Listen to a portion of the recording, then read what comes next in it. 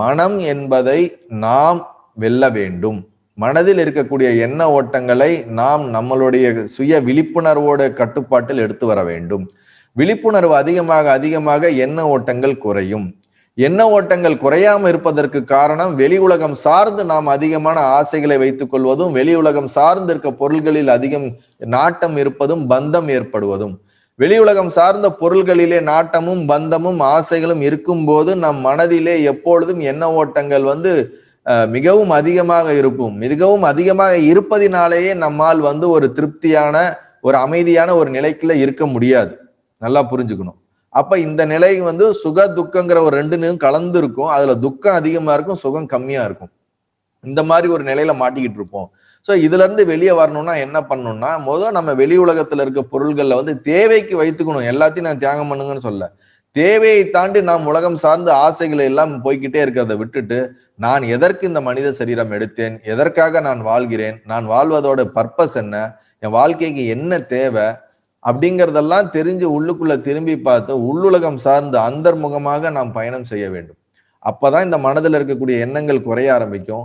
தியானமே அப்பதான் நடக்கும். இல்லாட்டினா நடக்கவே நடக்காது. நம்ம தியானம் பண்றோம்னு உட்கார்ந்தா கூட எல்லாம் வெளியவே ஓடிக்கிட்டே இருக்கும். புரியுதா இல்லைங்களா? சோ அது மட்டும் இல்ல, இதுக்கு உள்ள திரும்பினதுக்கு அப்புறம் தான் இந்த மனசு உருவாக்குனதுதான் இந்த எல்லா கற்பனையும்.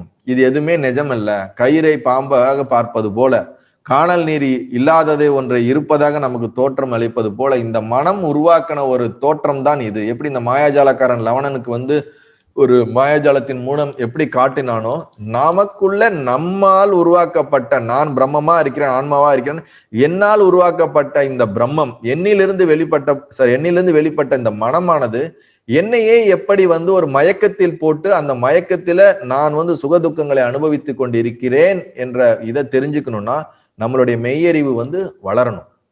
அந்த மெய்யறிவு வளர்றதுக்குத்தான் நாம் இந்த சத்சங்கங்கள்லாம் கேட்கிறது, குருமார்களுடைய வழிகாட்டுதலை எடுத்துக்கிறது. ஏன் நான் இதை கேட்கணும், இதை கேட்காமே இருக்கலாம்னா தாராளமா இருக்கலாம். ஆனா உங்களுடைய வெளி உலக வாழ்க்கையில கண்டினியூஸா துக்கம்னு ஒண்ணு உங்களை என்ன பண்ணிக்கிட்டே இருக்கும், சீண்டிக்கிட்டே இருக்கும். உங்களை துக்கங்கிறது டிஸ்டர்ப் பண்ணிக்கிட்டே இருக்கும். இந்த துக்கத்தின் மூலியமாக தான் நாம இது ஏதோ ஒரு நிலை இல்லாம இருக்குது, அப்ப நிலையானதை தேடணும்னு நாம ஆன்மீகத்தையும் ஞானத்தையும் நோக்கி திரும்புறதுக்கே இந்த துக்கம் ஒரு அடிப்படையாக இருக்குது. இந்த உலகத்துல நீங்களே யோசிச்சு பாருங்க, எல்லாம் ரொம்ப சந்தோஷமா திருப்தியா வாழ்ந்த ஒரு மனிதனை நீங்க பார்க்க முடியுமா? உங்களுடைய சொந்தங்கள், உங்களுடைய நண்பர்கள், உங்களுடைய சுற்றத்துல பார்க்க முடியுமா? இந்த வெளி உலகத்துல எல்லாம் கிடைச்சிருச்சுங்க, நான் திருப்தியா வாழ்றேங்கன்னு ஒருத்தர் சொல்ல முடியுமா? அதிகபட்சம் நம்ம சொல்ல முடியும்னா ஞானிகளை தான் சொல்ல முடியும், மகான்கள் தான் சொல்ல முடியும். அவங்க எது இருந்தாலும் எது இல்லை என்றாலும் தனக்குள்ள ஒரு ஆழ்ந்த ஒரு திருப்தி உணர்வுல இருப்பாங்க. நேத்து கூட நம்ம ஒரு கிளாஸ்ல நம்ம பார்த்துக்கிட்டு இருந்தோம். இந்த ஞானிகளுக்கு அடைய வேண்டியதும் ஒன்றும் இல்லை, அறிந்து கொள்ள வேண்டியதும் ஒன்றும் இல்லை, எதையும் நீக்க வேண்டியதும் ஒன்றும் இல்லை, செய்ய வேண்டியதும் ஒன்றும் இல்லை. அப்படி எந்த ஒரு தாக்கத்துக்குள்ளும் இல்ல, எந்த ஒரு பந்தத்துக்குள்ளும் இல்லாமல் ஒரு பரிபூர்ண அந்த பூர்ண நிலையில வாழ்கிறார்கள். சோ அந்த பூர்ண நிலையில நம்ம வாழணுங்கிறது தான் இந்த வசிஷ்டர் நமக்கு இங்க சொல்றது நல்லது.